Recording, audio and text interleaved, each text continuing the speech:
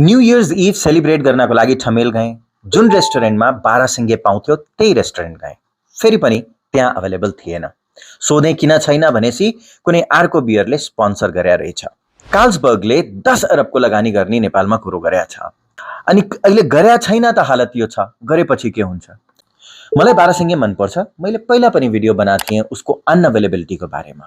पर अब प्याटर्न हेर्ने हो भने यदि इम्पोर्टेन्ट ठाउँबाट और चल्ने ठाउँबाट गायब भएको छैन भने पपुलर ओकेजन्समा गायब भइरहेछ, जस्तो Valentine's Day, New Year's Eve etcetera. कस्टमरको पोइन्ट अफ भ्यूबाट हेर्ने हो भने एकचोटि तपाईँ रेस्टुरेन्टभित्र जानुभयो अनि त्यसपछि थाहा पाउनुभयो कि त्यहाँ तपाईँको चाहिने प्रोडक्ट छैन भने तपाईँ बाहिर निस्कनको सट्टा तपाईँलाई जे छ त्यो तपाईँले try गरिहाल्नुहुन्छ।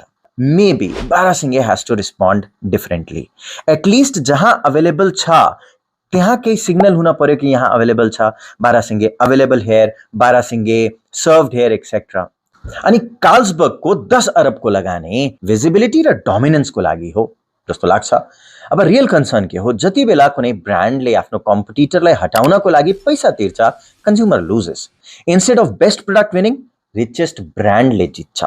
Yes, exclusive deals common छन्, but यदि intent is to kill the competition, that's not fair. तपाईलाई के लाग्छ? यस्तो exclusive agreement गरेर 12 सिङ्गेलाई exclude गर्न fair हो? अब fair हो कि न हो? बिजनेस कहाँ fair हुन्छ? फेरि पनि let me know your thoughts in the comments.